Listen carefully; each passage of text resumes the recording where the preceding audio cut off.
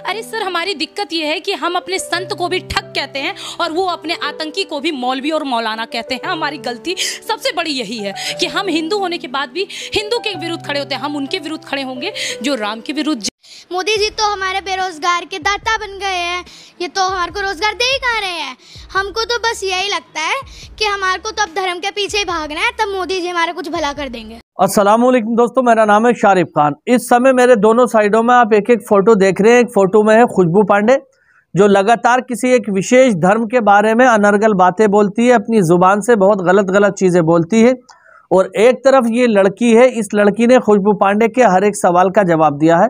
ये देखने में छोटी बच्ची है, लेकिन इसकी वीडियो मैं आपको इसलिए दिखाऊंगा आज क्योंकि इंटरनेट पर वायरल है। पूरे देश के अंदर इसको देखा जा रहा है और सब ये कह रहे हैं कि इतनी छोटी बच्ची के अंदर इतनी मजबूत और लॉजिक वाली बातें कैसे आई। जहां एक तरफ खुशबू पांडे जैसे कुछ लोग हैं जो लगातार धार्मिक राजनीति के ऊपर बोलते हैं और विशेष समुदाय या मैं कहूं कि मुस्लिम समाज के लोगों में अक्सर ये लोग टिप्पणियां करते रहते हैं और गलत सलत भाषा का प्रयोग भी करते हैं। लेकिन वहीं कुछ ऐसे नौजवान सामने आ रहे हैं जो इन जैसे लोगों का मुंह बंद करा दे रहे हैं और साथ ही साथ सरकार से सवाल पूछने का काम भी करते हैं।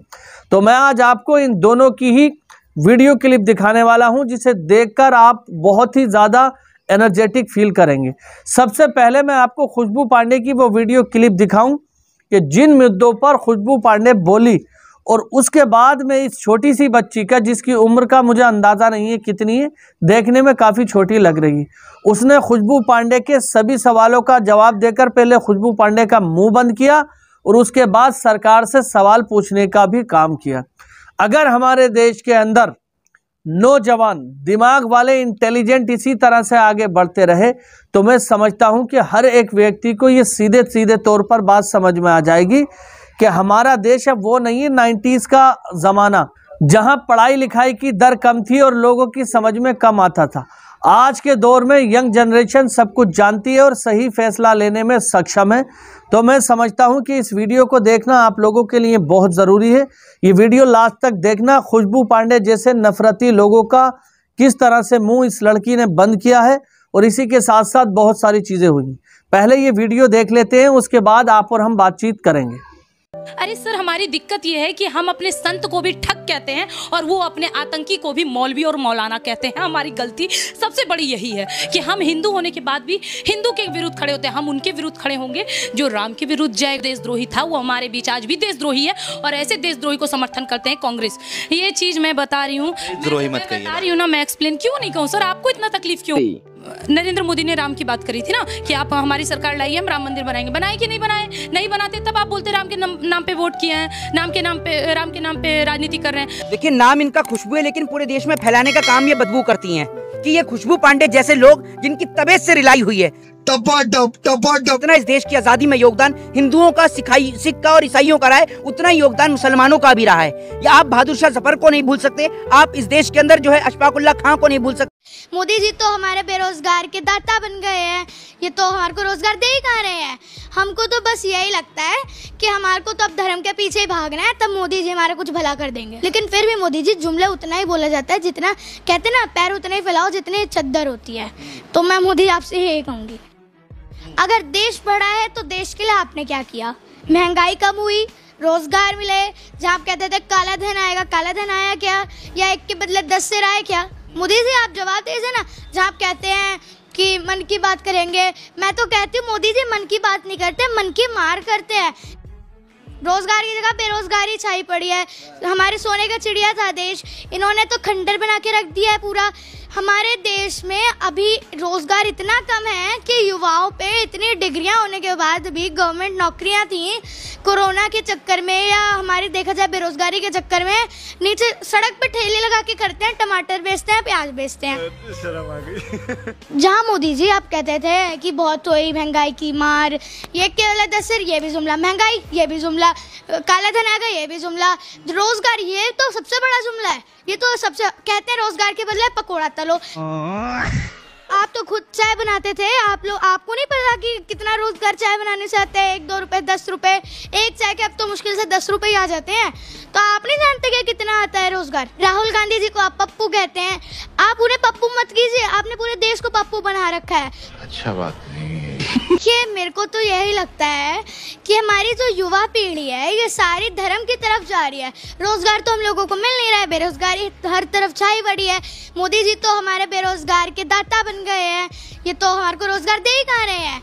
हमको तो बस यही लगता है कि हमारे को तो अब धर्म के पीछे ही भागना है, तब मोदी जी हमारा कुछ भला कर देंगे।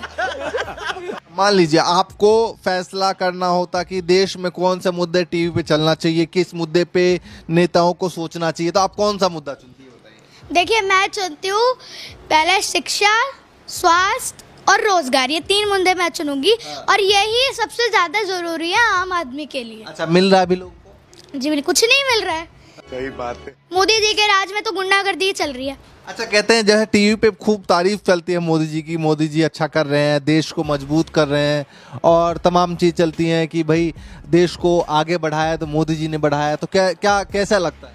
देखिए मेरे पास मोदी जी के लिए कुछ सवाल हैं कि देश बड़ा है या फिर धर्म।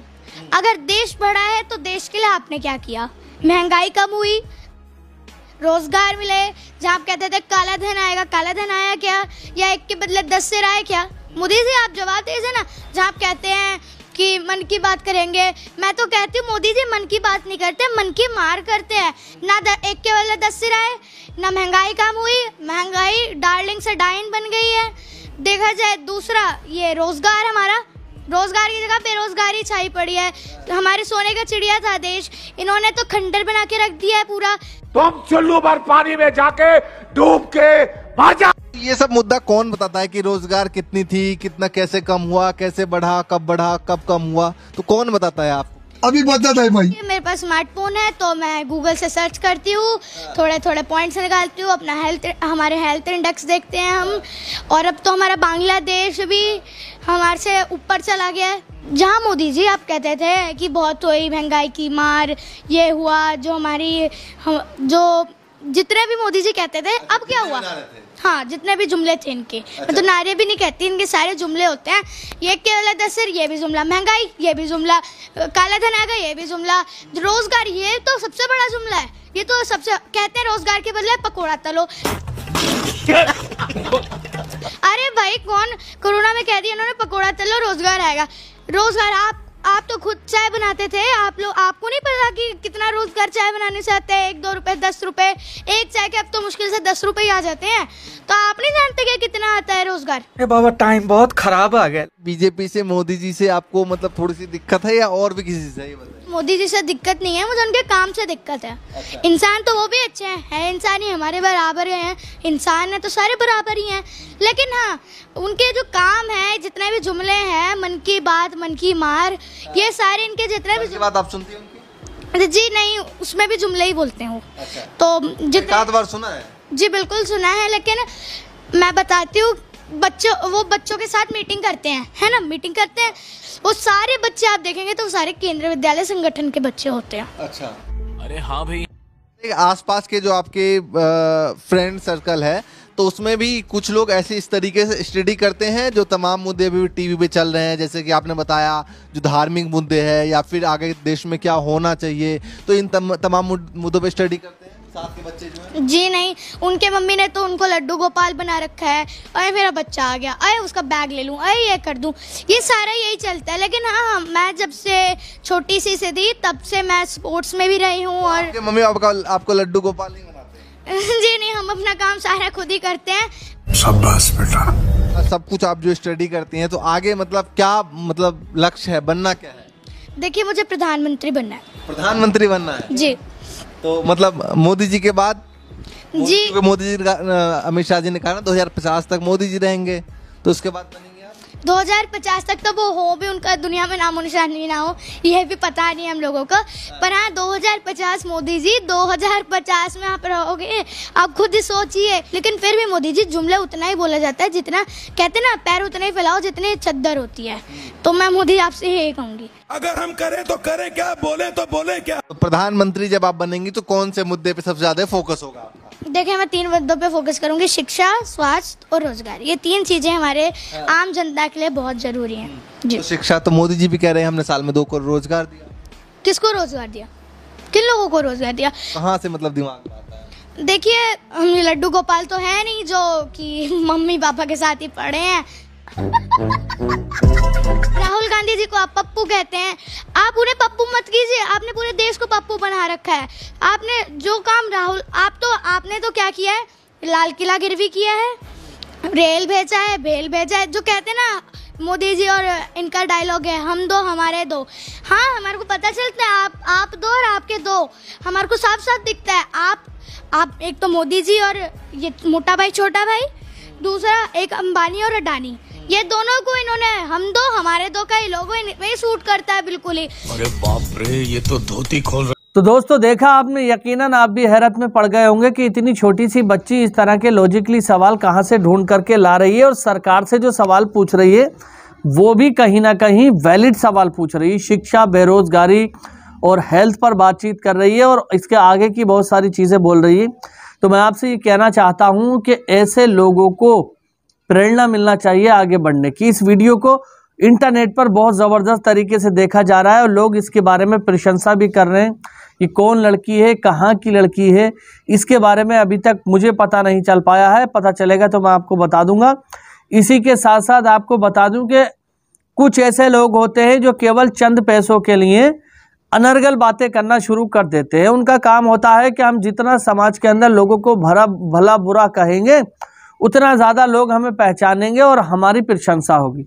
लेकिन प्रशंसा और बेइज्जती में बहुत बड़ा फ़र्क होता है। जो अनलॉजिकली बात करते हैं, जो गलत बात करते हैं, उनकी बेइज्जती होती है समाज में, उनकी कोई प्रशंसा नहीं होती है। जो प्यार मोहब्बत की और लॉजिक पे बात करता है, हमेशा दुनिया उसी को फॉलो करती है। आपने देखा होगा कि खुशबू पांडे और इन जैसे तमाम ऐसे लोग हैं जो सोशल मीडिया पर अपने आप को हीरो बताने के लिए सोशल मीडिया पर अकाउंट लोगों ने बनाए थे। इनके सोशल मीडिया हैंडल या यूट्यूब के हैंडल पर जाकर आप देखेंगे ना, तो 10,000 11,000 ऐसे इन लोगों के फॉलोवर हैं। पब्लिक इनको फॉलो ही नहीं कर रही है, और इसलिए फॉलो नहीं कर रही है क्योंकि वो जानती है कि ये लोग सही नहीं। जो सही आदमी होता है, सही बात को रखता है, सही तरीके से रखता है, हमेशा उसको ही दुनिया फॉलो करती है और उसी को देखना पसंद करती है। अगर आपने इन लोगों को अलग अलग टीवी चैनल्स पर देखा होगा, जैसे हमारे चैनल पर या कहीं और, वो भी इसलिए कि आखिर ये बात क्या कर रहे हैं इनको देखने के लिए। लेकिन इनके अपने जो हैंडल्स हैं, चाहे आप फेसबुक ले लो, यूट्यूब ले लो, कोई भी सोशल मीडिया का अकाउंट इनका ले लो, तो 5,000 6,000 10,000 ऐसे लोगों ने इन लोगों को फॉलो कर रखा है। तो और ये सालों पुराने अकाउंट हैं इनके, ऐसे भी नहीं है कि शायद अभी बनाए हो। पब्लिक इनको फॉलो ही नहीं करना चाहती। फिलहाल दोस्तों, ये वीडियो देखकर आपको कैसा लगा कमेंट में ज़रूर बताएं। अगर आप हमारे द्वारा दी गई जानकारी और दिखाई गई वीडियो से संतुष्ट हैं तो हमारे चैनल को सब्सक्राइब करके बेल आइकन पर ऑल का बटन ज़रूर दबाएं। मिलते हैं अगली वीडियो में, तब तक के लिए अपने भाई को इजाज़त दीजिए। खुदा हाफिज़। जय हिंद, जय भारत।